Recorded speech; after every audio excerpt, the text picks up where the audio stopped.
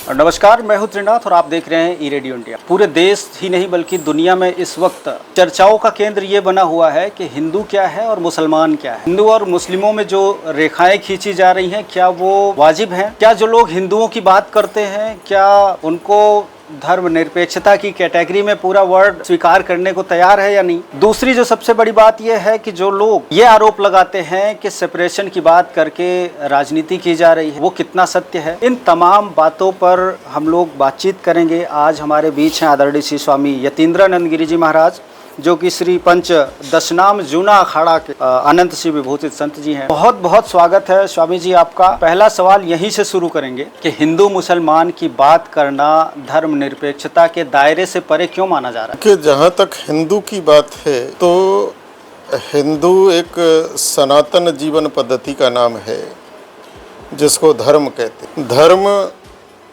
धर्म होता है और धर्म कदापि दो नहीं हो सकते, एक से ज़्यादा नहीं हो सकता। धर्म सबके लिए बराबर होता है और एक ही धर्म होता है। दुनिया में गलती यह हुई है कि दुनिया ने खुद धर्म बना दिए, जबकि धर्म तो प्रकृति ने बनाया। आकाश का अपना धर्म, पृथ्वी का अपना, जल का अपना, वायु का अपना है, वृक्ष का अपना है। इसी प्रकार से मनुष्य का अपना धर्म है। बाकी मनुष्य धर्म नहीं बना सकता, मनुष्य रास्ते बना सकता है। धर्म तो मंजिल होती है, धर्म कोई रास्ता नहीं होता। उस मंजिल तक पहुंचने के रास्ते अनेक हो सकते हैं। तो धर्म जो है वो राजनीति, वो एक मंजिल है। और ये जितने भी हैं, चाहे वो बुद्ध हो, जैन हो, सिख हो, यहूदी हो, फारसी हो, इस्लाम हो, ईसाइयत हो, ये धर्म नहीं, ये मजहब है, ये संप्रदाय है, ये रास्ते। जिस दिन इनको धर्म कहा गया, बस समस्या उस दिन पैदा हो। तो जहाँ तक धर्म की बात है तो धर्म केवल सनातन हिंदू धर्म है, बाकी सब मजहब हैं, रास्ते हैं। इस अंतर को जिस दिन दुनिया समझ लेगी तो ये जो आपस का जो फसाद है, लड़ाई है, झगड़ा है, ये समाप्त हो जाए। एक शेर याद आ रहा है, शकील आजमी का शेर है कि पढ़े लिखे हो तो तलवार रख के बात करो, जबान वाले जबा को जबा से काटते हैं। जब तक आप अपनी जबान में दमदारी नहीं रखेंगे, जब तक आप अपने ज़हन में मजबूती नहीं रखेंगे, तब तक आप किसी को डिफेंस भी नहीं कर सकते हैं। ये बिल्कुल सत्य बात है। स्वामी जी ने एक बेहतरीन खूबसूरत शब्दों का तालमेल बैठाते हुए ये बताया कि धर्म और मजहब में अंतर क्या है। जिसको हम लोग धर्म समझते हैं, दरअसल वो मजहब है, और मजहब और धर्म में जो गैप है उसको बनाए रखना बेहद आवश्यक है।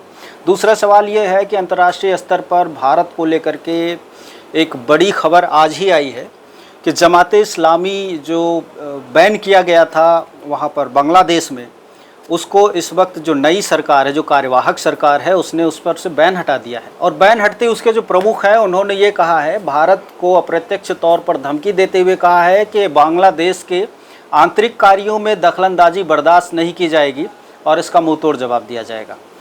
क्या मानते हैं आप इस तरह की जो मानसिकताएँ हैं? पाकिस्तानी समर्थक जो जमाते इस्लामी था उसको वहाँ पर बैन किया गया था और उसको दोबारा खोल दिया गया, उस पर से बैन हटा दिया गया, अब धमकी भरा संदेश आया है। क्या सिनेरियो मानते? चाहे वो जमाते इस्लाम हो, चाहे वो हिजबुल मुजाहिदीन हो, तालिबान हो, और भी जितने अलकायदा हो, और भी जितने इनके संगठन बने हुए हैं, ये सब कहीं ना कहीं और दुनिया में आतंक रचने के लिए बनाए गए। आज पूरे विश्व में कहीं भी कोई आतंकवादी अगर पकड़ा जाता है जी, यह जानकारी में आता है, तो कहीं ना कहीं वो इस्लाम और इन सारे संगठनों से जुड़ा हुआ होता है। तो क्या इस्लाम आतंक का पर्याय है? इस्लाम ये बताए कि जो इस्लाम कहता है कि जो इस्लाम को ना माने वह काफिर है, और काफिर को समाप्त करना, काफिर को तड़फा तड़फा के मारना, यह इस्लाम है। और जितना तड़फा के उसको हम मारेंगे उतना ही खुदा प्रसन्न होगा। तो क्या खुदा ऐसा होता है? खुदा का स्वरूप ये होता है? तो आज जमायतें तो बोलेगा, क्योंकि पूरे खाड़ी देशों का पैसा मुल्ला मौलवियों ने जो मुसलमानों को बरगलाकर और जो पैसा इकट्ठा कर रहे हैं, वो सारा का सारा पैसा इन्हीं लोगों पर खर्च होता है। तो ये जो धंधा इन्होंने चला रखा है, दुकानें चला रखी हैं, तालिबानी हो, जमायती हो, कोई भी हो, उनका एक ही धर्म है। आज बांग्लादेश से जो निष्कासित हुई है वो भी मुसलमान हैं, शेख हसीना। जी। एक भी मुस्लिम देश उसको शरण देने के लिए तैयार नहीं है। दुनिया में इतनी बड़ी मात्रा से बर्मा से रोहिंग्या निकाले गए, एक भी मुसलमान देश उन मुसलमानों को रखने को तैयार नहीं। अभी गाजा पट्टी से हमास के लोग भाग रहे हैं, एक भी मुस्लिम देश उनको अपने देश में घुसने नहीं दे रहा, लेकिन सारे के सारे देश मिलके उनको हथियार दे रहे हैं, उनको लड़ने के लिए गोला बारूद बम दे रहे हैं कि तुम लड़ो। तो ये जो डबल स्टैंडर्ड है, आज भारत ने बांग्लादेश की उस महिला को यहाँ शरण दी है, तो भारत दुनिया का एकमात्र ऐसा देश है कि जहाँ मानवता जीवित रूप में रहती है और दुनिया की ये तमाम शक्तियाँ कहीं ना कहीं इस मानवता को समाप्त करने में लगी। एक बहुत महत्वपूर्ण सवाल ये है कि अगर हम लोग एकीकरण की ओर आवाज़ उठाते हैं, एकीकरण की बात करते हैं, तो हमारी कमियां कहाँ हैं, हमारी पॉइंट हमें ये समझाना है अपने लोगों को कि आप लोग कहाँ कहाँ फेल हो रहे हैं। सनातन हिंदू समाज में कभी भी हमारा समाज जाति आधारित समाज नहीं था। अगर हम महाभारत देखें, ज़्यादा पुराना नहीं है, 5,000 साल पुराना है।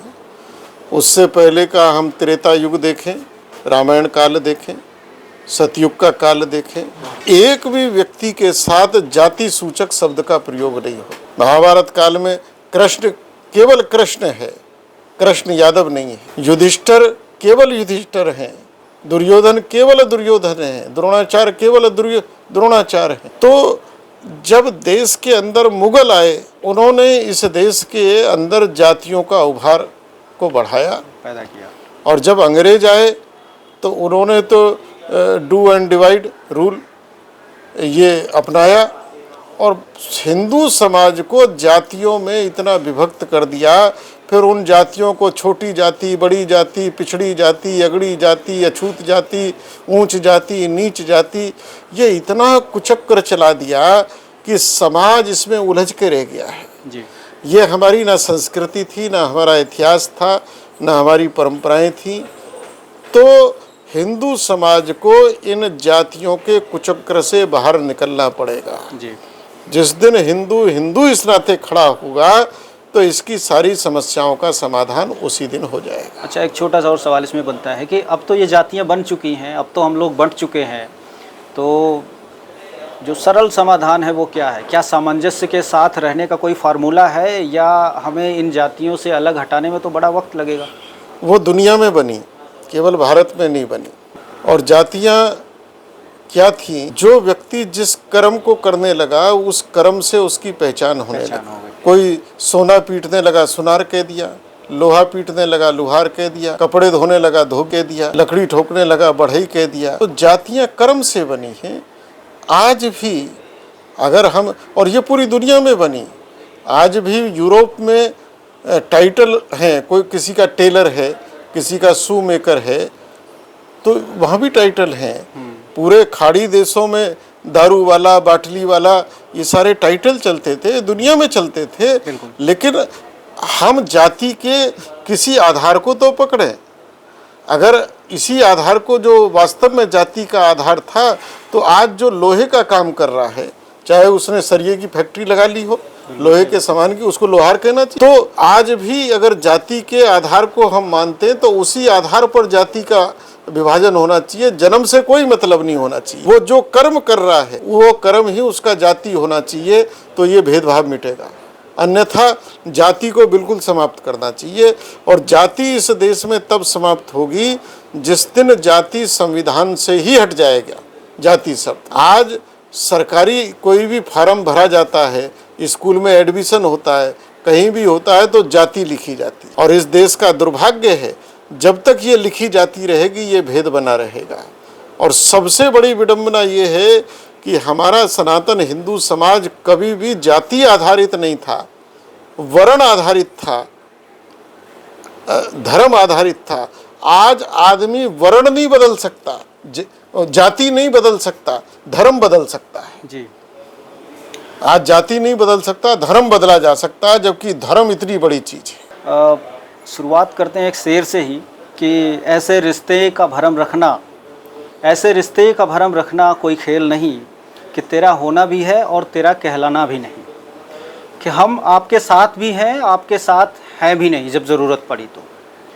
यही अभी तक का जो सार है बातचीत का वो निकल के आया है कि जो लोग आपके साथ होने का दावा करते हैं दरअसल आपके साथ नहीं हैं।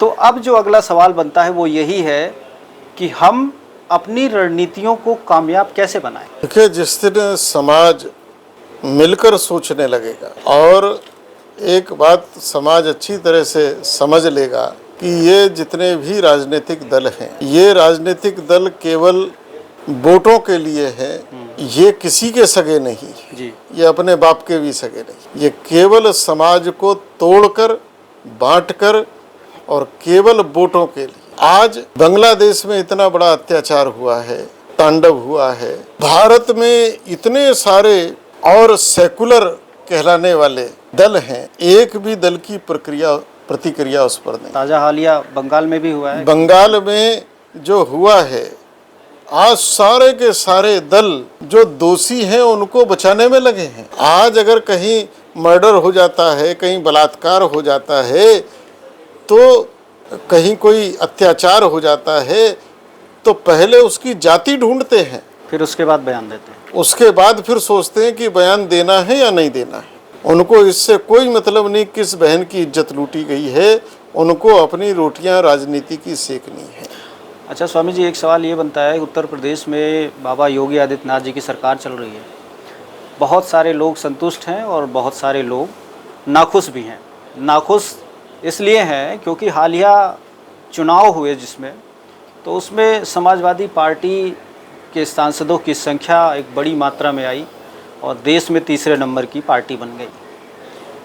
क्या कारण है कि अगर हिंदुत्व की बात कर रहे हैं, मजबूती के साथ, दमदारी के साथ, हम अपने सनातन सभ्यता को बचाने की बात करते हैं, किसी को नुकसान करने की बात नहीं कर रहे हैं, खुद को बचाने की बात कर रहे हैं, इसके बावजूद भी लोग खिलाफ हैं, क्यों? मैं समझता हूँ कि लोग उतने खिलाफ नहीं हैं। हिंदू समाज वोट डालने के मामले में बहुत कंजूस और लोकतंत्र वोटों से चलता है। हिंदू समाज जो थोड़ा बहुत सक्षम हो गया, वो वोट डालने के प्रति पूर्णतः उदासीन हो जाता। मुझे मालूम है कि 2014 के चुनाव में देश में इतना बढ़िया पोलिंग परसेंटेज रहा। नोएडा का एक बड़ा पॉश इलाका है, बड़े बड़े लोग, बड़े धनाढ्य लोग, पढ़े लिखे लोग, बड़े बड़े अधिकारी वहाँ रहते हैं। वहाँ के पोलिंग स्टेशन का केवल 11.5% वहाँ पोल हुआ। जो ये उत्तर प्रदेश का रिजल्ट है, ये भी कहीं ना कहीं इस बात का रिजल्ट है कि हिंदुओं को जिस मात्रा में घर से निकलकर वोट डालना चाहिए था, उन्होंने वोट नहीं डाला।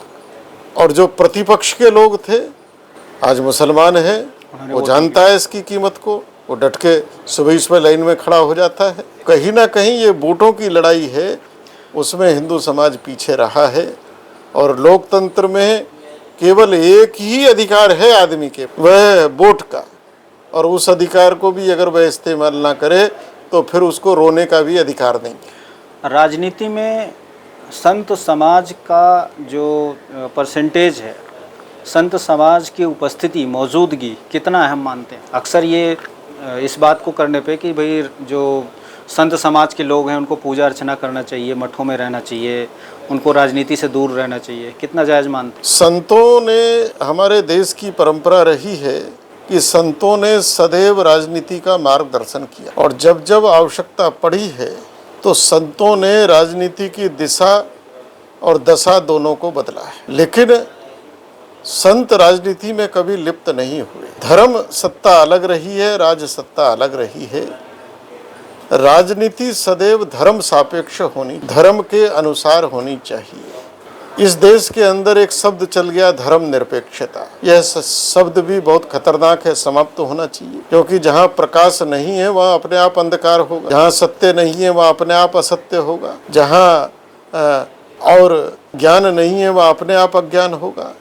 तो जहाँ धर्म नहीं है वहाँ स्वतः ही अधर्म होगा, क्योंकि धर्म ही शिक्षा देता है न्याय की, नीति की, इन सारी चीज़ों की शिक्षा कहीं ना कहीं धर्म देता है, मानवता की, दया की। तो जब हम धर्म से रहित हो जाएंगे तो स्वाभाविक रूप से हम धर्म अधर्म के रास्ते चल देंगे।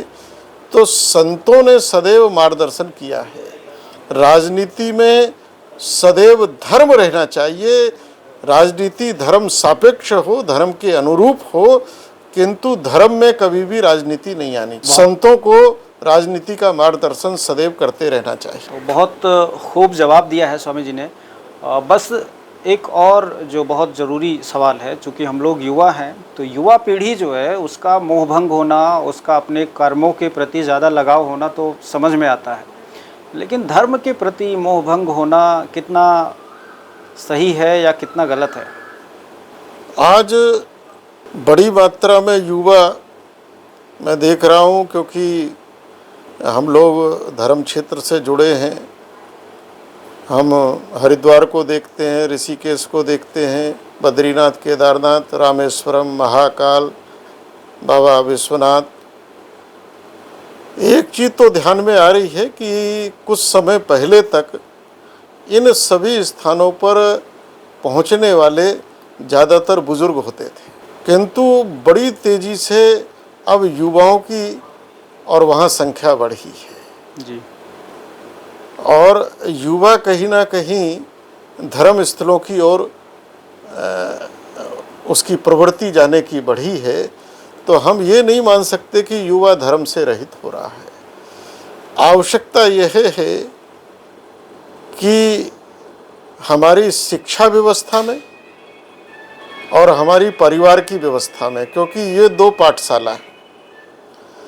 हमारी प्राचीन परंपरा में धर्म और नैतिकता, मानवता, संस्कारों की पाठशाला घर होता था जी, और बचा खुचा स्कूल होता था।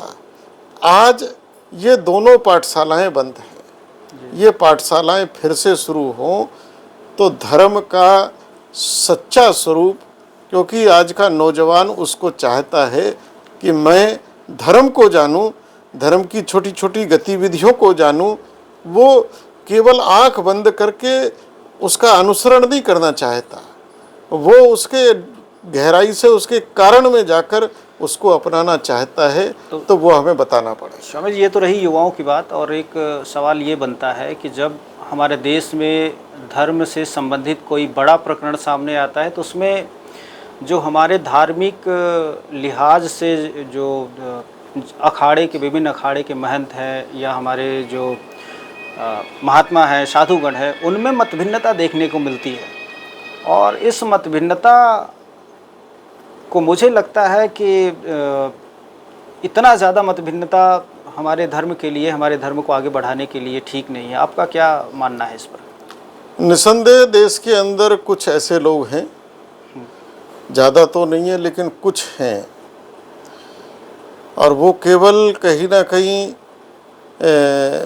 सबसे बड़ा उनके सामने क्या है कि अर्थ लोलुपता उनके अंदर है। और वो इस तरह के राजनीतिक दलों से प्रेरित होकर, उनके धन से प्रेरित होकर कहीं ना कहीं इस कुचक्र में फंस जाते हैं। और जो पूरा देश बोल रहा है, जिस प्रकार से राम जन्मभूमि का ही हम देखें तो पूरे देश का साधु समाज वहाँ था। 500 वर्ष की प्रतीक्षा के बाद हिंदू समाज को ये दिन आया, लेकिन दो चार थे जो अलग थे, और ये सदैव रहेंगे। दो चार मंत्राएं तो सदैव रहेंगी इतने बड़े समाज में, उनकी हम परवाह नहीं करते। तो आप बस किरदार हैं, अपनी हदें पहचानिए, वरना फिर एक दिन कहानी से निकाले जाएंगे। आप अपने किरदार को समझिए, अपने किरदार को मिक्सअप करने की कोशिश न कीजिए। अगर आप धर्म क्षेत्र से हैं तो आप वहाँ पर अच्छा कीजिए, राजनीति क्षेत्र से हैं तो वहाँ पर अच्छा कीजिए। आपकी जो जिम्मेदारी है उसे ठीक से निभाइए। तो आज हमारे बीच स्वामी यतीन्द्रानंद गिरी जी महाराज यहाँ पर पहुँचे हुए थे मेरठ में। सौभाग्य था कि हम सभी लोगों से मुलाकात हुई और एक अच्छी चर्चा रही। बहुत बहुत धन्यवाद स्वामी जी।